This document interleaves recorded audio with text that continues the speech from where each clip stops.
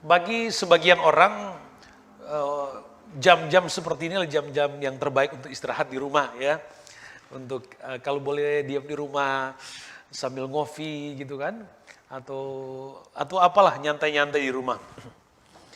Tapi kemudian Allah memilih bekerja oleh Roh Kudus-Nya di dalam hati kita semua, dalam hidup saudara, untuk kemudian Tuhan mau menjumpai kita di dalam hadirnya, di dalam ibadah kita pada sore hari ini. Ini adalah anugerah, ini adalah berkat Tuhan, dan saya percaya bahwa di dalam setiap pertemuan ibadah dengan Tuhan, maka sesungguhnya Roh Kudus selalu hidup. Dia sedang mengerjakan sesuatu yang mungkin kita belum sadari hari ini, tapi He placing us into something that I believe that something great for our future. Oke, saudara yang kasih dalam Tuhan, banyak peristiwa, banyak keadaan yang sedang terjadi di sekitar kita dengan berbagai pengalaman yang berbeda. Tapi saya mau berkatakan kepada jemaat, mari kita mau belajar hanya memandang kepada Tuhan. Ya, hari-hari seperti inilah adalah hari-hari untuk kita menghidupkan iman kita. Ya, iman kita di-challenge untuk benar-benar mau berharap kepada Tuhan atau tidak. Ya, itu yang paling penting, saudara. Gereja harus diposisikan kembali kepada porsinya yang sebenarnya. Anak Tuhan harus kembali kepada hakikat imannya. Ya, kehidupan rumah Tuhan harus dihidupkan kembali kepada semangat pelayanan. Puji Tuhan. Saudara, sore hari ini saya akan coba bicara tentang Passover, ya, tentang Passover. Ada banyak berkat di sana. Dan untuk Passover hari ini saya akan bicara tentang kematian anak sulung. Ya, tentang kematian anak sulung. Dan itu adalah sebuah peristiwa ketika bangsa Israel ada di Mesir. Selama 400-an tahun mereka ada dalam perbudakan di tanah Mesir. Dan sekian ratus tahun mereka berdoa kepada Tuhan.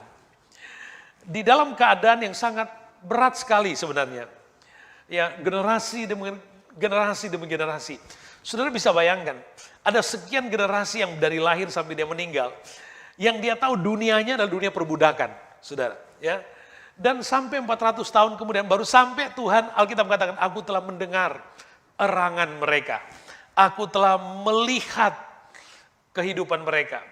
Lalu kemudian Tuhan memutuskan, aku akan melepaskan, membebaskan, menyelamatkan mereka.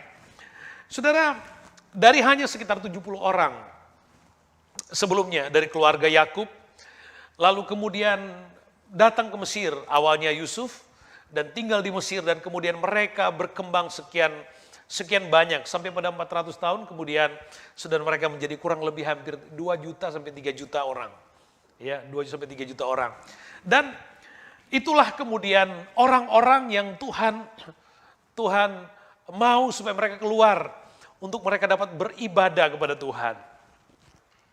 Dan saudara yang kekasih dalam Tuhan, Tuhan mengutus Musa, ya, dan abangnya yang namanya Harun untuk menghadap Firaun dan meminta kepada Firaun untuk membebaskan orang Israel untuk keluar pergi dan beribadah. Dengan segala macam cara, saudara. Tapi Firaun, Alkitab katakan, mengeraskan hatinya karena memang Tuhan membiarkan hatinya dikeraskan. Ada 10 tulah yang terjadi. Tulah pertama, tulah kedua, tulah ketiga, dan seterusnya. Terjadi di tanah Mesir.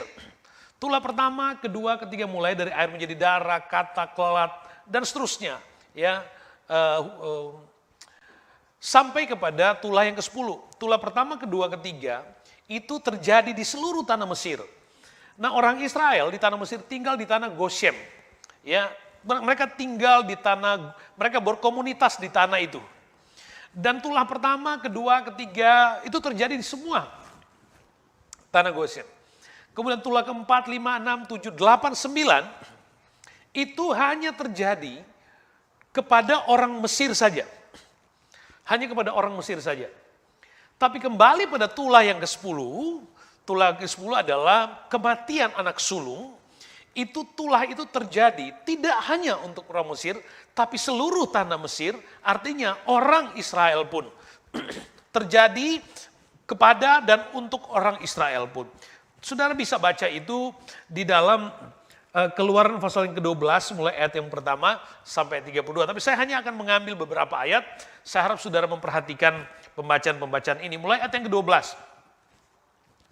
Sebab pada malam ini aku akan menjalani tanah Mesir dan semua anak sulung dari anak manusia sampai anak binatang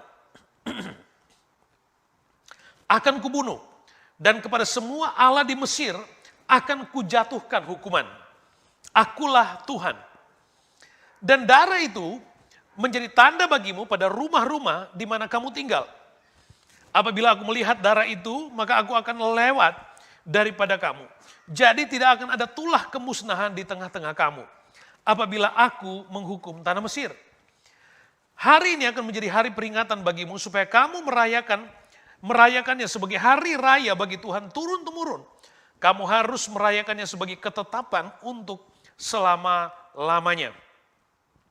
Saudara, tulah yang ke-10 ini adalah kematian anak sulung. Dan Tuhan katakan aku akan membunuh ya semua anak sulung.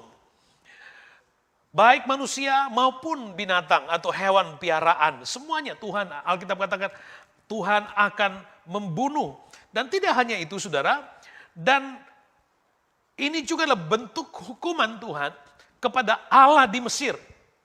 Ya, bentuk hukuman Tuhan kepada Allah di Mesir. Saudara, kita akan terus dalam pembacaan-pembacaan berikutnya. Ayat yang ke-29.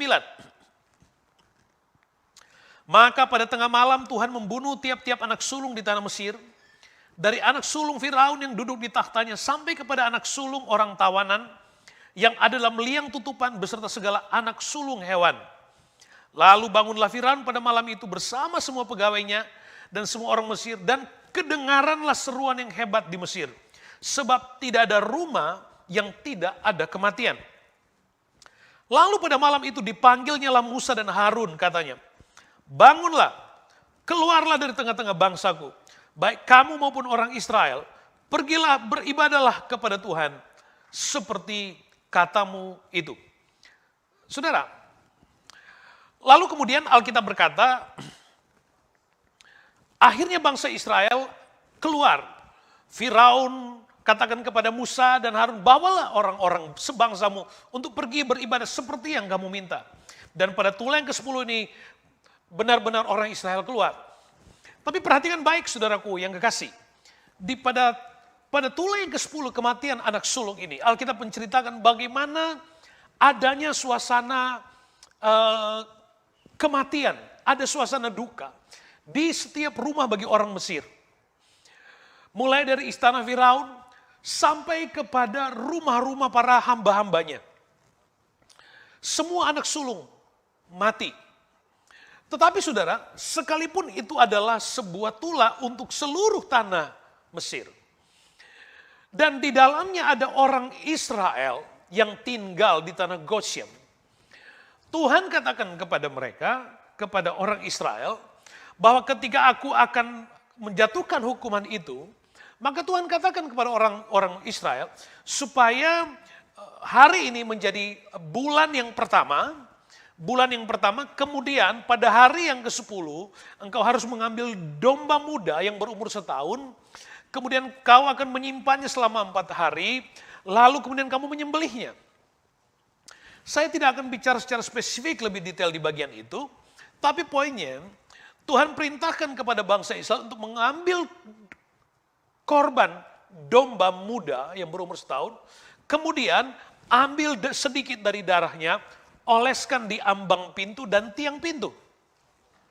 Nanti pada waktu aku melewati dengan hukuman kepada tanah Mesir untuk anak sulung, maka ketika aku, perhatikan baik, ketika aku melihat ada darah di pintu orang Israel, maka aku akan pass over. Itu maksudnya. Aku akan melewati. Artinya seharusnya di dalam rumah itu ada kematian juga. Seharusnya di dalam rumah itu ada kematian anak sulung. ada kematian hak kesulungan seharusnya. Tetapi karena ada tanda darah itu, maka Tuhan melewati ya Passover. Kemudian saudaraku yang kekasih, apa yang menjadi tujuan Tuhan untuk kemudian Tula ini terjadi? Tula pertama, kedua, terus sampai Tula yang ke-10. Supaya apa? Tujuan Tuhan adalah yang pertama buat orang Israel. Tuhan mau katakan bahwa kedaulatan Tuhan, kedaulatan kuasa itu ada di tangan Tuhan. Tuhan telah membuktikan itu dengan mendemonstrasikan lewat tongkat Harun di hadapan Firaun, menelan ular tongkat dari ahli-ahli Mesir. Membuktikan bahwa kuasa Tuhan lebih besar daripada kuasa yang ada dan yang disembah oleh orang Mesir. Ya. Dan saudara, setiap tulah yang terjadi, kalau sudah perhatikan satu persatu, itu ada simbol dewanya sebenarnya. Karena saya jelaskan minggu yang lalu, orang Mesir memiliki kurang lebih 112-116 ilah yang mereka sembah.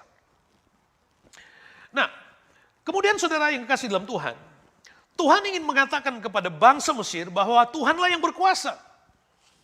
Tuhan juga ingin menunjukkan kepada Firaun bahwa sekalipun engkau seorang raja, dan Firaun juga dianggap sebagai seorang dewa, Tuhan menyatakan bahwa Tuhan yang lebih powerful, Tuhan yang lebih berkuasa.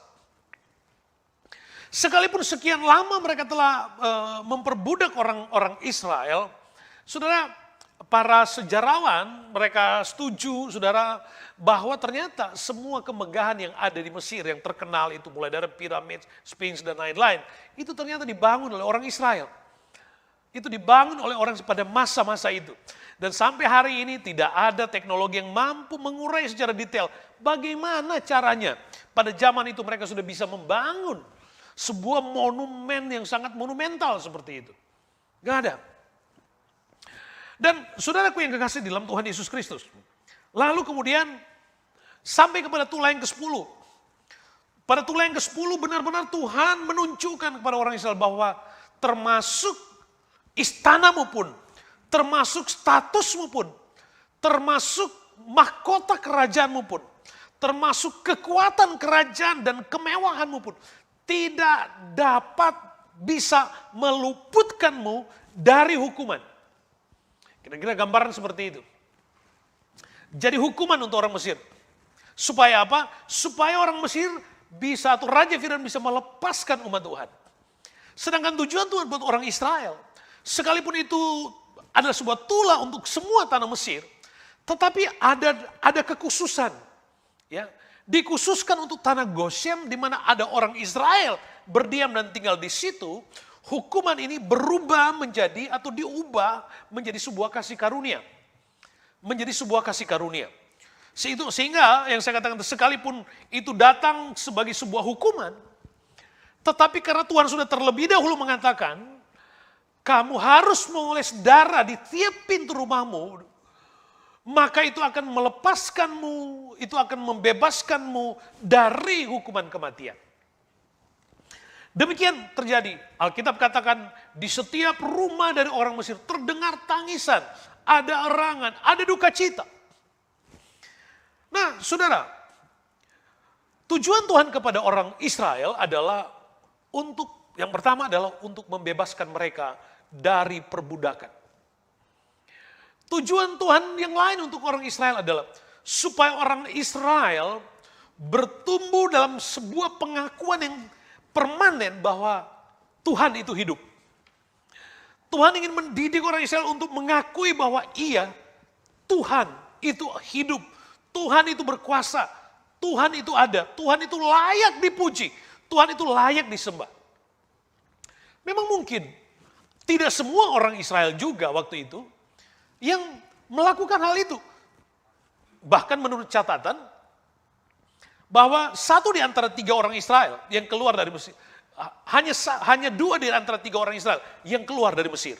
Artinya ada orang Israel yang tidak mau ikut ke tanah Kanaan, ada yang tinggal. Dan ada juga mungkin orang Israel, 400 tahun loh saudara, mereka darah, DNA, etnis mereka adalah orang bangsa Israel. Tetapi secara kebudayaan mereka tumbuh besar di dalam budaya Mesir. Sehingga itu mungkin mempengaruhi banyak hal dalam hidup mereka. Jadi mungkin juga ada di antara orang Israel yang tidak melakukan hal itulah. Lah kira-kira gambarnya sama lah dengan orang Kristen. Artinya tidak semua orang Kristen yang hidup dalam ketaatan. Tidak semua orang Kristen hidup dalam percaya kepada Tuhan sungguh-sungguh. Ya. Nah, tujuan yang lain adalah di samping pengakuan Tuhan ini mengajar supaya orang Israel itu hidup taat atas imannya. Tuhan mau katakan bahwa kalau kamu jadi orang Kristen, kamu harus benar-benar jadi orang Kristen. Kalau kamu mau beribadah, kamu harus benar-benar beribadah. Kalau kamu percaya Tuhan, kamu harus benar-benar percaya Tuhan. Nggak boleh hanya kemudian pada hari Minggu kamu percaya kepada Tuhan, kemudian kamu seolah-olah tidak memiliki iman pada hari-hari yang lain. Ini yang Tuhan mau tanam kepada bangsa Israel. Ini yang Tuhan mau tanam. Dan pada bagian yang lain, ketika Tuhan katakan, aku akan membunuh semua anak sulung, binatang, manusia, mulai dari istana, dan tidak hanya untuk Mesir, tapi juga Israel. Tetapi kamu harus oles darah. Dan hanya dengan tanda itu kamu diselamatkan.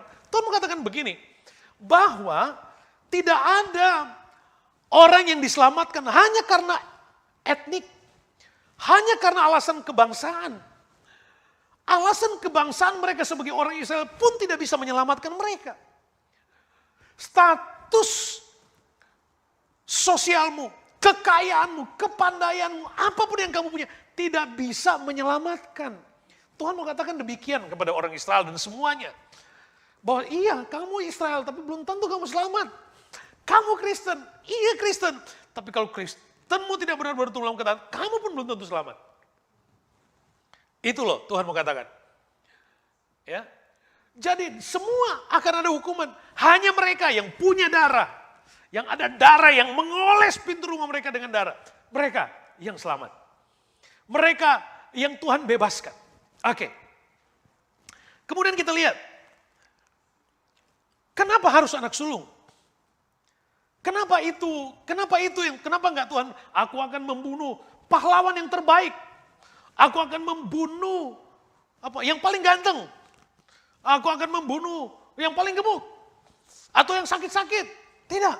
Tuhan kata, aku akan membunuh semua anak sulung. Semua anak sulung. Di dalam makna literal, anak sulung artinya anak yang lahir terlebih dahulu dalam sebuah keluarga. Itu anak sulung. Ya, saudara, saya membaca satu catatan pendek bahwa ternyata semua yang pernah menjadi astronot itu adalah anak-anak sulung, saudara. Berbahagialah yang jadi anak sulung. Ya, saya tidak hanya sekedar bicara tentang Anda akan jadi astronot, tapi Anda akan melampaui. Oke, kembali kepada bagian sulung artinya di dalam perspektif sosial, sulung artinya keperkasaan seorang ayah. Itu sulung. Sulung itu artinya harapan keluarga. Sulung artinya memikul tanggung jawab dalam keluarga untuk masa depan. Itu sulung. Dan banyak lagi kelebihan-kelebihan lain yang dilekatkan secara sosial kepada kepada anak sulung. Di samping ada alasan-alasan psikologis yang kita nggak tahu penjelasan psikologisnya. Kemudian saya katakan tadi yang jadi astronot anak-anak sulung semuanya. Oke. Perspektif yang lain, perspektif sosial lainnya adalah anak sulung itu menerima kasih sayang lebih dari anak yang lain. Yang anak sulung di sini, anak angkat tangan yang sulung-sulung. Oke, Tuhan. Dan anak sulung, ya, anak sulung itu menjadi kebanggaan keluarga. Ya, dan ini tidak mewakili 100% yang seperti itu, tapi dalam penelitian seperti itu, ya, perspektif itu yang diambil. Dan itu terbangun menjadi sebuah culture dalam sebuah society, dan itu kemudian itu menjadi menjadi ukuran, ya, menjadi ukuran kemudian melihat perkembangan sosial selanjutnya. Nah, kita lihat Di samping pengertian dan perspektif sosial tadi, perspektif kesulungan itu berarti untuk dunia, perspektif kesulungan itu adalah sesuatu atau seseorang atau apapun yang kemudian menjadi prioritas. Itu kira-kira. Sesuatu atau apapun atau seseorang yang kemudian menjadi prioritas. Yang kepadanya atau yang karena itu dia meletakkan harapan dan kekuatannya yang seharusnya kepada Tuhan, tapi dia letakkan kepada anak saya itu, kira-kira gitu, ya. Dia itu jenderal, kira-kira gitu. Dia itu petinju yang hebat, kira-kira itu, ya. Jadi secara spiritual dia meletakkan, itu maksudnya kesulungan. Itu maksudnya kesulungan. Dalam perspektif dunia. Segala sesuatu atau apapun atau seseorang di mana kepadanya itu kita meletakkan masa depan, meletakkan kekayaan, kejayaan dan kekuatan, ya. Kemudian alasan lain adalah sesuatu atau apapun juga atau seseorang yang kita muliakan lebih daripada Tuhan. Lebih daripada Tuhan. Itu adalah sebuah perhambaan kepada kekuatan dan perhambaan kepada sesuatu yang bukan Tuhan. Kira-kira gitu. Ya. Itu perspektif atau arti secara duniawi. Itu kesulungan. Sehingga itu yang Tuhan katakan, aku akan menghukum semua anak sulung. Ini tidak hanya tentang anak sulung dari Firaun, tidak. Tapi tentang kesombongan, tentang keangkuhan, tentang kebanggaan, tentang yang selama ini dipikir oleh bangsa Mesir bahwa mereka adalah yang terkuat, yang paling hebat, paling wow semua, kira-kira itu mau digambarkan. Itu yang Tuhan mau cut itu. Ya, perhambaan kepada sesuatu yang bukan kepada Tuhan. Sedangkan sulung dalam pengertian dan perspektif biblical, sulung artinya anak yang mendapat berkat 2 kali ganda. Ya, itu sulung. Anak sulung artinya mendapat berkat 2 kali ganda. Kalau di dalam hukum waris itu anak sulung pada zaman itu dia mendapat 2 kali lipat dibandingkan saudara-saudaranya yang lain. Kemudian sulung di dalam perspektif biblical adalah milik Tuhan. Milik Tuhan. Kalau sulung, kemudian kita ambil definisi dalam perspektif dunia tadi, sesuatu yang menjadi prioritas, yang terbaik, yang kita anggap hebat, yang menjadi kekuatan. Tapi kalau di dalam perspektif Alkitab, itu adalah menjadi milik Tuhan. Itu menjadi milik Tuhan. Kalau saudara baca perjanjian lama itu semua, ya. Semua, makanya ada istilah ada buah sulung. Ada korban sulung, itu artinya menandakan kita memberikan yang terbaik. Kita memberikan first fruit itu yang menjadi milik Tuhan. Kebanggaan, buah pertama itu diberikan kepada Tuhan. Karena itu adalah milik Tuhan. Sebab sesuatu yang menjadi kebanggaan itu enggak boleh untuk manusia, tapi hanya milik Tuhan. Ini pun Tuhan katakan, aku akan membunuh. Aku akan membunuh semua spirit kesulungan yang merampas hak Tuhan. Itu yang Tuhan mau katakan. Termasuk kepada orang Israel. Tetapi, Tuhan kata, tetapi bagi kamu yang percaya, yang beriman, yang taat, yang sungguh-sungguh, ambil domba yang terbaik. Korbankan dia, ambil darahnya, basuh ambang pintu dan tiang pintu. Maka aku akan pass over, aku akan melewati. Karena apa? Karena aku melihat ada korban pengganti di situ. Ada korban pengganti di situ. Maka apabila aku melihat ada tanda darah itu, maka yang seharusnya ada kematian di situ, justru yang terjadi adalah kehidupan. Karena ada prosesi di situ. Di mana orang Israel pada malam itu mereka pada waktu Tuhan melewati tanah Mesir di setiap rumah.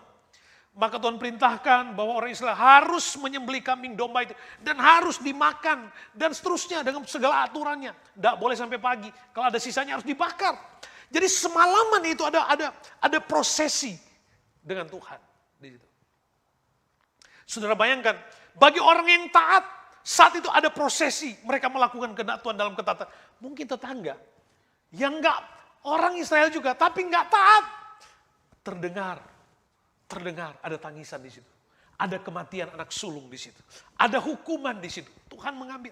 Perhatian baik. Yang sulung, yang prioritas, yang terbaik, itu adalah milik Tuhan. Itu hanya boleh diberikan kepada Tuhan. Dan hanya untuk Tuhan, tidak boleh untuk yang lain.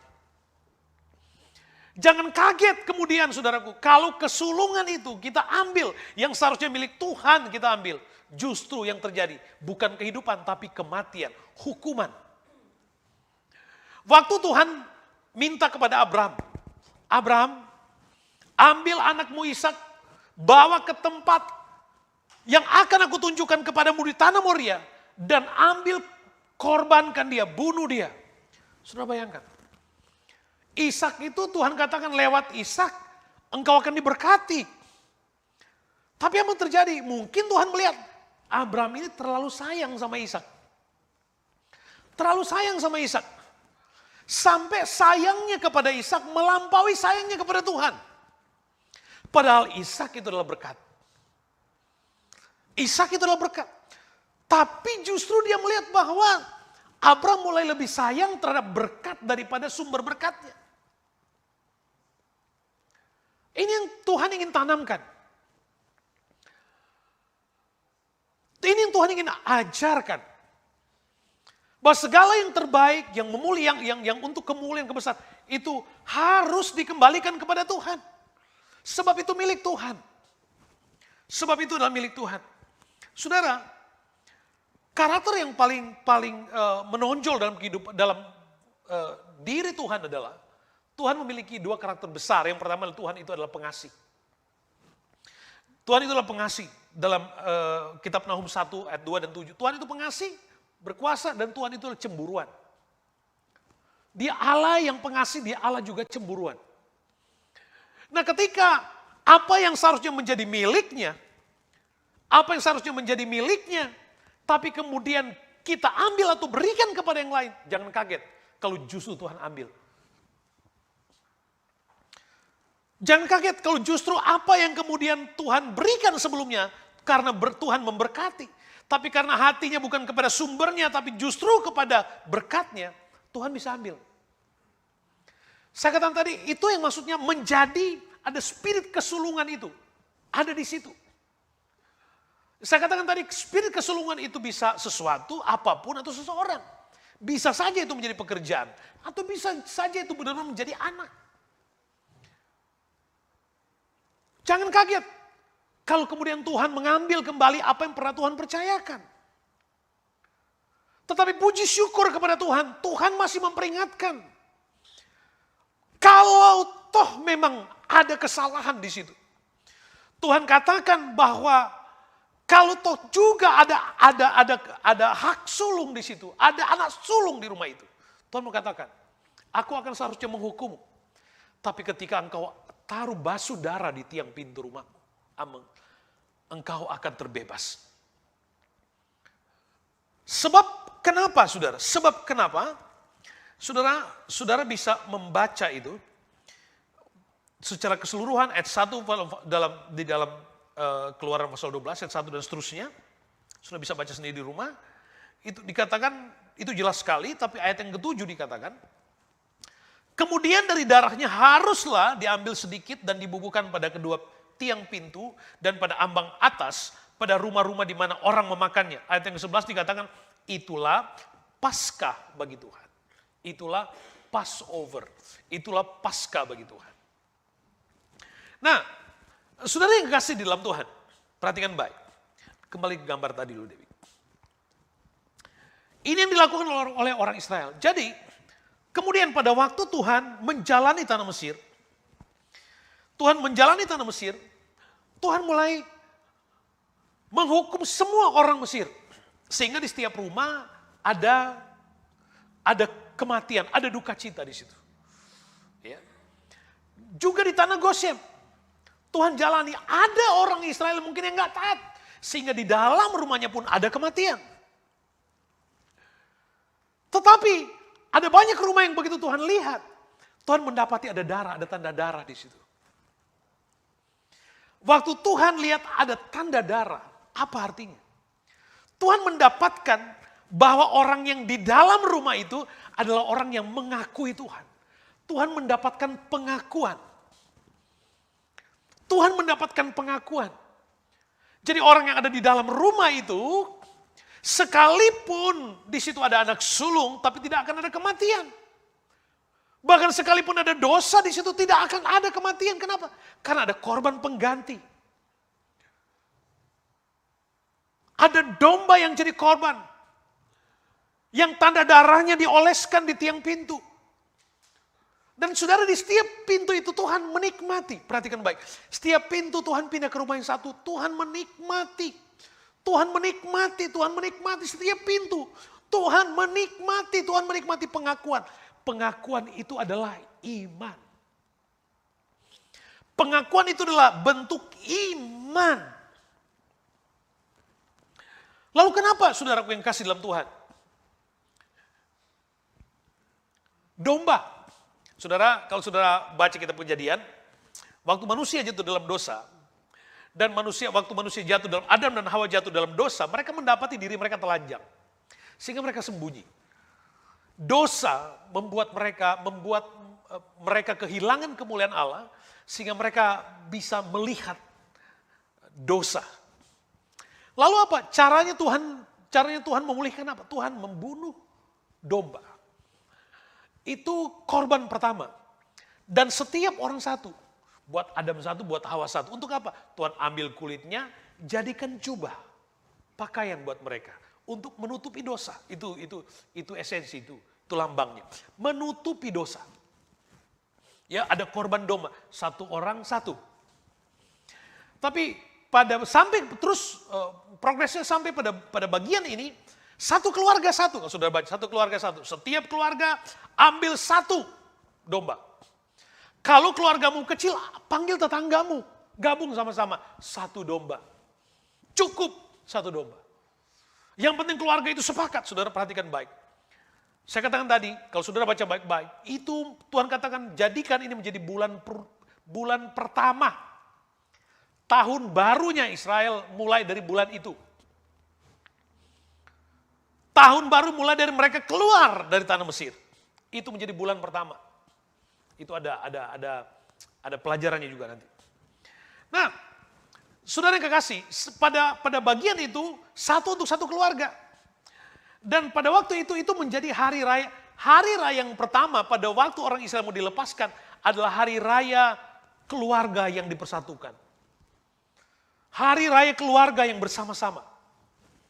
Keluarga yang ngumpul bareng dalam prosesi ilahi tadi. Ya, waktu korban domba. Mereka menikmati pengampunan dosa. Jadi penting sekali, family gathering itu perlu sekali. Penting sekali, baik sekali kalau kita berkomunitas di dalam Tuhan. Penting sekali. Saudara, saya sempat membaca juga catatan pendek bahwa setiap anak yang at least 1 minggu itu dia duduk makan bersama dengan orang tuanya. Pada usia pertumbuhannya positifnya banyak sekali, saudara. Dia akan lebih stabil secara emosional, dia akan lebih pintar juga berinteraksi sosialnya bagus, akan lebih respect kepada orang tua, akan lebih percaya diri, ya, akan lebih percaya diri. Kenapa? Kalau anak itu tumbuh di dalam kehidupan keluarga yang melekat erat. Kalau sekarang, hati-hati saudara, iblis berusaha mencuri. Ya, hati-hati, tapi saya percaya di anak saudara bagus mendidik anak-anak saudara. Banyak tempat anak-anak kalau orang tuh udah malas, anaknya repot, udah dikasih aja. Saya nggak larang, terserah saudara. Kasih gadget langsung. Sehingga ada quality time di mana anak seharusnya dengan orang tua itu berkurang. Dengar baik, saya tidak melarang orang tua, tapi sebijaksana mungkin. Karena ternyata itu berdampak untuk masa depan anak. Ya, boleh, tapi usahakan anak itu makan semeja dengan orang tua. Itu ada dalam seminggu. Dan saya percaya sudah setiap hari pasti ada. Amin? Amin? Ngaku aja lah. Amin, lebih enak ya. Oke. Kembali ke poin berikutnya.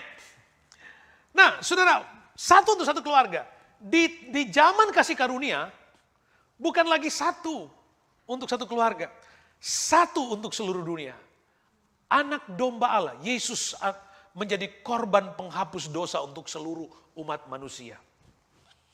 Saudara bayangkan kalau kita hidup di zaman perjanjian lama, setiap kali ada korban hapus dosa, masing-masing kita harus beli kambing domba. Di luar itu kita harus ikat kambing domba itu, saudara. Ya. Tapi di zaman kasih karunia Kristus Yesus menjadi korban domba, menjadi pengganti. Itu yang menjadi pesan penting pada Paskah. Yang seharusnya mati adalah kita. Maka itu disebut mercy. Yang seharusnya kita mati, tetapi kita tidak menerima hukuman itu dan Tuhan mengambil bagian itu.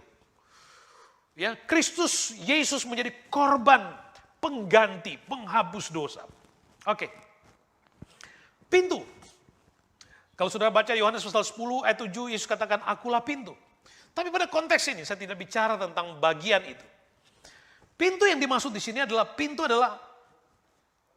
bicara tentang akses keluar masuk dalam sebuah rumah. Itu pintu. Itu tidak hanya bicara juga secara fisik bahwa pintu rumah kita, tidak hanya. Walaupun dalam gambaran peristiwanya itu seperti itu. Tapi makna rohaninya nggak seperti itu.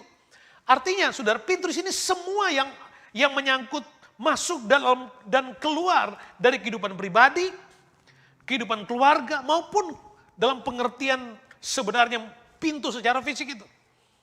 Itu yang Tuhan katakan, oles. Basuh dengan darah.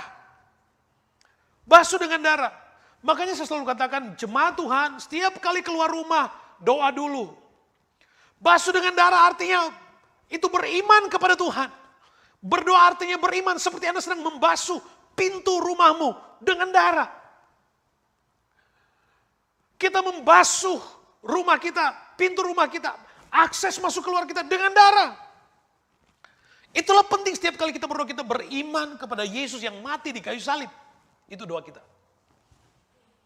Tidak saja tentang keluar masuk secara fisik, tapi setiap visi, setiap keputusan yang kita bangun, atau apapun yang kita terima, harus ada korban darah. Untuk menyucikan, karena tidak semua yang masuk itu baik. Itu harus difilter dengan darah Yesus, makanya harus berdoa. Tidak semua yang keluar juga itu baik. Harus doa supaya difilter dengan baik. Disucikan, dikuduskan. Dibasuh dengan darah Yesus. Supaya terjaga. Makanya waktu Tuhan lewat di tanah Goshen, Tuhan lihat ada pintu yang dibasuh dengan darah. Tuhan berhenti di situ, seolah-olah berhenti. Dan dia menikmati penyembahan dari dalam rumah. Dia menikmati pujian, penyembahan, doa dari dalam rumah. Waktu orang Israel pun melihat pintu rumahnya dibasuh dengan darah. Mereka mendapatkan penerimaan bahwa mereka sadar mereka diterima oleh Tuhan. Itu maksudnya, mereka diterima oleh Tuhan. Saya jelaskan tadi bahwa yang sulung dalam perspektif dunia, itu bicara tentang prioritas yang seharusnya milik Tuhan hanya untuk Tuhan, tapi justru itu dijauhkan. Artinya kemudian itu ada kebanggaan, kesombongan, keakuan dunia. Itu yang Tuhan hukum. Tetapi yang di rumah-rumah orang Israel, di rumah-rumah orang percaya, ketika mereka membangun pengakuan, mereka membangun pengakuan oleh darah anak domba Allah. Mereka membasuh pintu mereka dengan darah Yesus. Maka di situ akan ada kehidupan dan bukan kematian. Demikian juga saya percaya di kehidupan saudara, di kehidupan kita masing-masing. Mari basuh rumah kita. Saya nggak minta saudara pulang, saudara tiba-tiba beli domba hidup, saudara sembelih di depan rumah, saudara ambil darah, kemudian saudara ganti cat rumah saudara. Bukan itu poin saya, saudara. Ya. Tapi secara iman basuh. Kita nggak main-main dengan bagian ini. Kita nggak main-main dengan bagian ini. Ingat, sekali lagi dengar baik. Hari ini dunia sedang menangis. Hari ini dunia nggak bisa buat apa-apa. Segala kehebatan, kemegahan, kemewahan dunia sekalipun, itu seolah-olah lumpuh nggak bisa apa-apa. Seolah-olah lumpuh nggak bisa apa-apa. Kematian demi kematian kita dengar dari orang-orang terdekat kita bahkan.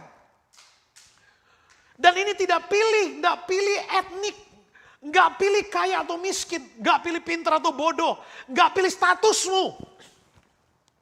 Dan itu sedang terjadi di seluruh dunia. Banyak orang sedang menangis hari ini. Saatnya minggu lalu saya bicara kita hanya memandang kepada Yesus. Hari ini kita tidak hanya lagi memandang, tapi kita basuh rumah kita. Pintu rumah, akses masuk keluar kita. Pintu rumah kita, kita keluar masuk kita doa.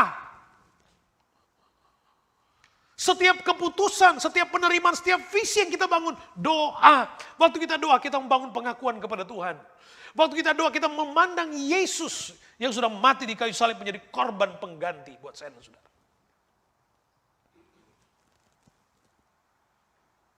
Saudara yang kekasih di dalam Tuhan, inilah kemudian kita mengerti tentang Passover. Passover itu menunjuk kepada pribadi Yesus di kayu salib. Menunjuk kepada korban Kristus di kayu salib. Saudara yang kekasih dalam Tuhan, hari ini saya katakan tadi ada seolah-olah dunia sedang menghadapi intimidasi. Banyak orang gak bisa buat apa-apa. Gak bisa. Hari ini adalah waktu untuk kita menghidupkan iman kita. Tuhan mau orang Israel itu naik ke level yang lebih tinggi. Tidak cukup jadi orang Israel, tidak cukup jadi orang Kristen, gak cukup. Harus tumbuh kepada kualitas yang lebih baik. Ya, spirit kesulungan itu harus dikembalikan kepada Tuhan. Menjadi milik Tuhan. Dan rumah kita, pikiran kita, hati kita, tindakan kita, basuh dengan darah. Basuh dengan darah Yesus. Perhatikan ayat yang ke-42. Atau sebelum itu saya ke satu ayat saya lewat. Mazmur 121 ayat 18. Mazmur 121 ayat yang ke-18. Kita bisa baca sama-sama ayat ini saudara? Baca sama-sama ayat ini. Mazmur 121 ayat yang ke-8 maksud saya. Kita baca sama-sama. 1, 2, 3. Tuhan akan menjaga keluar masukmu dari sekarang sampai selama-lamanya. Katakan amin. Saudara, hari ini kita sedang berdoa untuk Indonesia. Keluarga kita banyak di Indonesia, mereka hidup di lingkungan yang mereka berhadapan dengan keadaan yang sangat berat. Saudara yang kasih dalam Tuhan, bukankah Alkitab katakan satu domba untuk keluarga? Harus ada orang di dalam keluarga yang harus mengerti, maka Alkitab katakan harus menjadi imam. Spirit imamat dihidupkan di dalam keluarga. Untuk apa? Untuk membasuh keluarganya dengan darah anak domba Allah. Ketika saudara pun membawa kehidupan saudara pada prosesi semalaman dengan Tuhan. Ingat, ayat yang ke-42 kita langsung. Keluaran pasal 42. Malam itulah malam berjaga-jaga bagi Tuhan. Untuk membawa mereka keluar dari tanah Mesir. Malam itu juga. Malam berjaga-jaga bagi Tuhan. Itu saya katakan Tuhan berdiri depan pintu. Tuhan menikmati penyembahan, pujian, hormat dari dalam rumah. Dan itulah juga malam berjaga-jaga bagi semua orang Israel. Turun-temurun untuk kemuliaan Tuhan. Malam di luar ada Kristus yang menjaga mereka. Ada Yesus yang menjaga. Di dalam ada pengakuan. Mereka sadar. Sekalipun telinga dan pikiran mereka terbayang.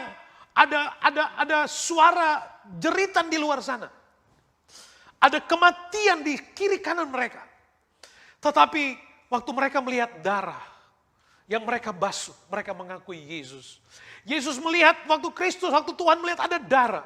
Yesus, Tuhan mendapati ada pengakuan malam berjaga-jaga, ada persekutuan di situ. Ada persekutuan, keluarga-keluarga yang hatinya kepada Tuhan, imannya kepada Tuhan. Sehingga apa yang terjadi? Terbebas dari tulah yang ke-10. Tulah yang paling menakutkan, Firaun takut. Firaun pun mendapatkan dampak dari itu. Saudara yang kekasih di dalam Tuhan, hari-hari ini bukan hari-hari yang yang bisa dipandang remeh. Kita nggak tahu. Kita cuma bisa dianjurkan pakai masker paling tidak. Iya kan? Kita nggak tahu. Saudara yang kekasih di dalam Tuhan, hidupkan iman saudara. Hari-hari ini, hidupkan iman saudara. Hidupkan. Itu cara terbaik untuk kita menghadapi situasi dunia yang kelam seperti hari ini. Hidupkan iman saudara. Nggak tahu bagaimana caranya, enjoy dengan imanmu. Enjoy dengan imanmu. Ada pengakuan kepada Tuhan. Biar Tuhan mendapati di situasi yang seperti Tuhan bisa lihat imanmu. Jadikan ibadahmu, jadikan pelayananmu, jadikan pujianmu, jadikan karakter rohanimu seperti seseorang yang sedang membasuh pintu rumah dengan darah. Jadikan semangat pelayananmu seperti Anda sedang membasuh pintu rumahmu dengan darah anak domba. Jadikan semangat ini sebagai sebuah panggilan untuk menaungi kehidupan keluargamu di dalam rumahmu.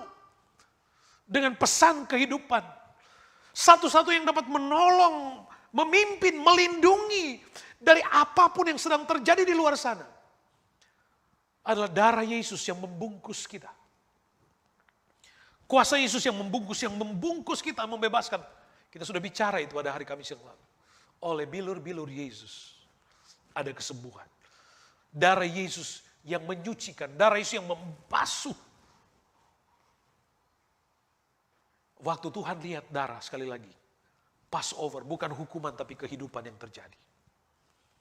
Ada korban pengganti, ada domba yang mati di situ. Mazmur 121 ayat 3 dan 4 katakan begini. Ini ayat favorit saudara. Haleluya, puji Tuhan. Akhirnya ayat favorit. Mazmur 121 ayat ketiga. Ia tak akan membiarkan kakimu goyah, penjagamu tidak akan terlelap. Sesungguhnya tidak terlelap dan tidak tertidur penjaga Israel. Amin saudara. Penjagamu tidak terlelap. Apa yang paling menarik perhatian Tuhan? Iman. Iman adalah pengakuan. Iman adalah, Alkitab katakan, iman tanpa perbuatan itu mati. Iman tidak berhenti menjadi orang Kristen saja. Iman gak boleh begitu. Iman adalah sebuah tindakan. Iman adalah saya anak Tuhan. Saya harus mengambil sikap untuk membasuh pintu rumah saya dengan darah. Saya katakan tadi, jadikan kehidupan ibadahmu seperti seorang yang sedang membasuh pintu rumahnya dengan darah. Jadikan pelayananmu seperti seorang yang sedang membasuh. Di gambar tadi, orang yang sedang membasuh. Waktu dia lihat darah, pikirannya adalah hanya kepada Tuhan. Hanya kepada kehidupan. Dan itu yang Tuhan dapatkan. Malam berjaga-jaga, Alkitab katakan, bagi Tuhan. Malam berjaga-jaga bagi umat Tuhan juga untuk menikmati. Ada persekutuan. Kematian Tuhan ganti dengan kehidupan hanya di dalam rumah orang-orang percaya. Hanya di dalam keluarga anak-anak Tuhan. Hanya bagi mereka yang bertuhankan kepada Kristus Yesus. Haleluya. Saya nggak tahu apa yang ada di pikiran saudara saat ini.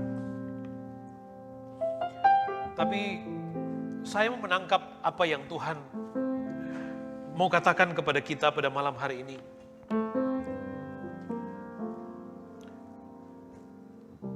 Untuk mengakui Tuhan. Mari. Ambil sedikit dari darah itu, basuh. Akses keluar masuk di hidup kita. Pikiran kita perlu dibasuh oleh darah Yesus. Hati kita perlu dibasuh oleh darah Yesus. Setiap kelebihan-kelebihan yang ada di rumah kita, di hidup kita, di pekerjaan kita, basuh dengan darah Yesus. Basuh itu. Kembalikan hormat dan pujian itu menjadi milik Tuhan. Kesulungan itu milik Tuhan. Kesulungan milik Tuhan. Jika Tuhan sudah memberkatimu, jangan jadikan berkat menjadi alasanmu untuk sudah jauh dari Tuhan. Apapun sifatnya. Anda semua jemaat Tuhan, GPD Brisbane, jemaat Gold Coast, Anda yang beribadah mengikuti streaming kami. Ada suasana kesulungan, spirit kesulungan yang sedang ada di hidupmu saat-saat ini. Kembalikan itu kepada Tuhan. Apa itu prioritasnya? Kembalikan kepada Tuhan.